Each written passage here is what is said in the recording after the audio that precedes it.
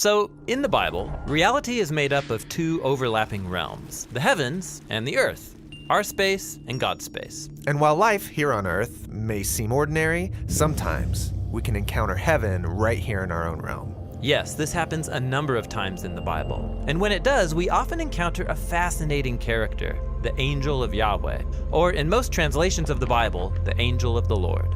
Now, we've talked about angels. They're spiritual messengers who perform missions for God. But the angel of the Lord is no mere angel. How so? Well, every time he appears, he's described in a way that's purposefully puzzling. And it leaves you wondering, was that an angel sent by Yahweh? Or was that Yahweh himself? What do you mean? Here's one of many examples. In the book of Genesis, there's a story about Hagar, Abraham and Sarah's runaway Egyptian slave. And we read this. The angel of Yahweh called to Hagar. But then this angel speaks as if he is Yahweh, saying, I will give you many descendants. And then Hagar responds and says, you are God who sees me. So the angel of Yahweh is Yahweh. But that can't be. In the Bible, you can't see Yahweh or you'll die. Yeah.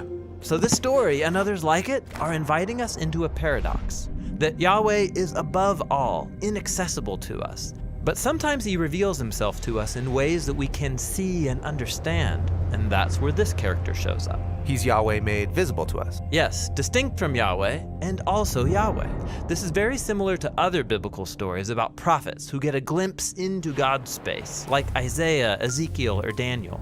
And what they see is a glorious human figure on a throne who's called Yahweh. So the one on the throne and the angel of Yahweh, this is the same person. Exactly. Watch all this come together in the famous story of Moses and the burning bush, where we read, The angel of Yahweh appeared to Moses in a blazing fire from the midst of a bush. And when Yahweh saw that Moses stopped to look, God called to him from the midst of the bush. So this person in the bush is called the angel of Yahweh, then Yahweh, and then God. And then later in the story, Moses learns that the figure in the burning bush is the one leading Israel out of Egypt in a pillar of fire and cloud.